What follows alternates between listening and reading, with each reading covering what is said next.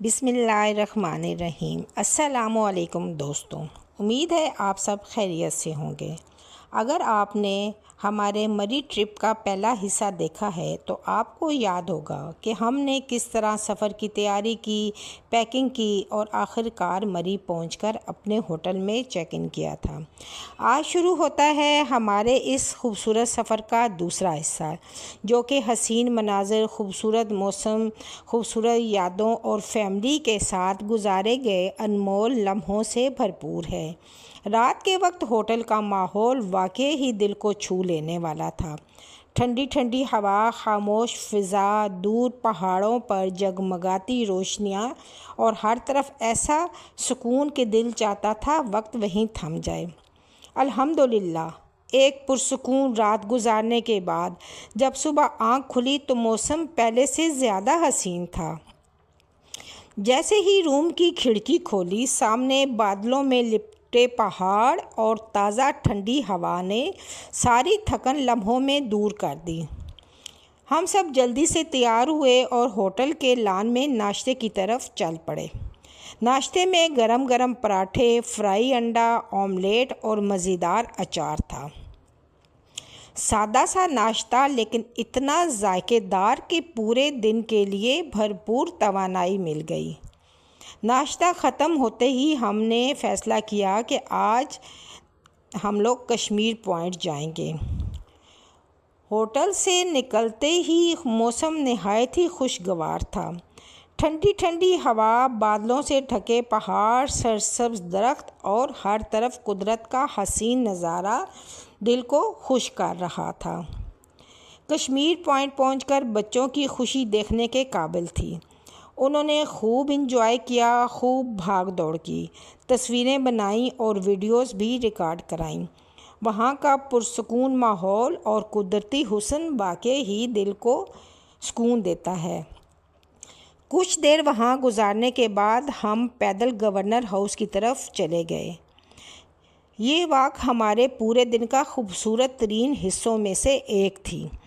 راستہ بھر سرسبز درخت، ٹھنڈی ہوائیں، بادلوں کی آمد و رفت اور ہر طرف پھیلی قدرتی خوبصورتی دل موہ لینے والی تھی۔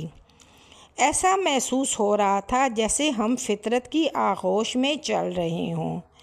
گورنر ہاؤس پہنچ کر معلوم ہوا کہ اب اندر داخلے کی اجازت نہیں ہے، لیکن باہر سے اس کی شاندار عمارت اور خوبصورتی ماحول کو بہت حسین بنا رہی تھی۔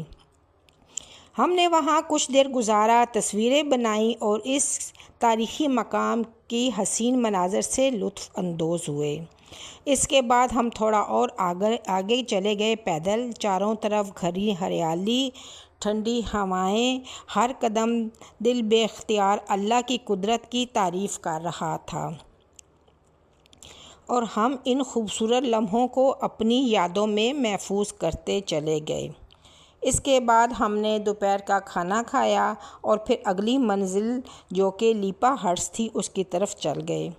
راستے بھر بادل، ٹھنڈی ہوائیں اور سرسبز پہاڑ بار بار دل کو اللہ کی قدرت یاد دلا رہے تھے۔ اس دوران اچانک ہماری نظر سڑک کے کنارے بندروں پر پڑی۔ بس پھر کیا تھا، بچوں نے فوراً شور مچا دیا کہ گاڑی روکیں۔ ہم نے گاڑی روکی تو بندر آہستہ آہستہ ہماری گاڑی کی طرف آنے لگے۔ ہمارے پاس کچھ پھل موجود تھے جو ہم نے پوری احتیاط کے ساتھ انہیں کھانے کے لیے دیے۔ جو منظر ہم نے وہاں دیکھا وہ واقعی ہی دل کو چھو لینے والا تھا۔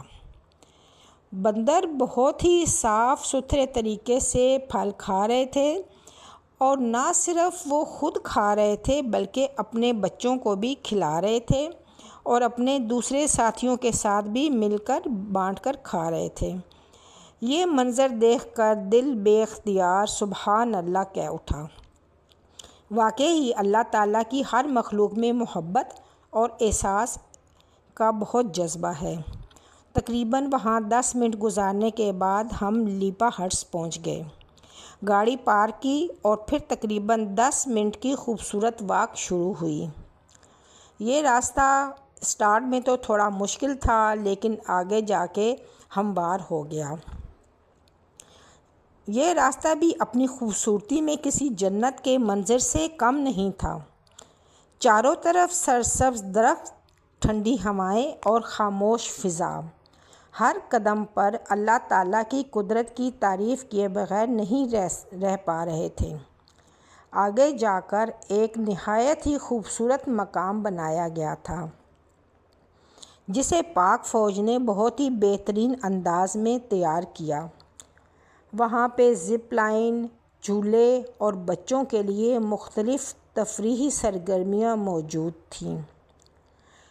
بچوں نے فوراً زپ لائن کرنے کا فیصلہ کیا۔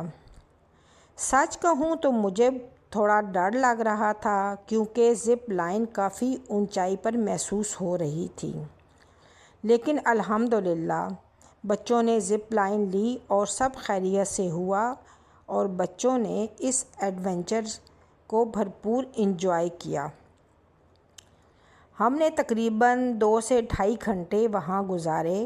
وہاں پہ ایک چھوٹی ٹرک شاپ بھی تھی، جہاں سے بچوں نے چپس وغیرہ اور کچھ جوس وغیرہ لیے، خوب تصویریں بنائیں، ویڈیوز ریکارڈ کیں اور قدرت کے حسین مناظر سے دل کو لطف اندوز کیا۔ واپسی پر بھوک بھی خوب لگ چکی تھی، اس لیے ہم پنجاب ہٹس آ گئے۔ کھانے میں ہم نے بون لیس ہانڈی، ماش کی دال اور ساتھ کچھ بوائلڈ رائس منگوائے۔ الحمدللہ کھانا بہت ہی لذیذ تھا۔ نان اور روٹی کے ساتھ دال بہت ہی مزیدار لگ رہی تھی۔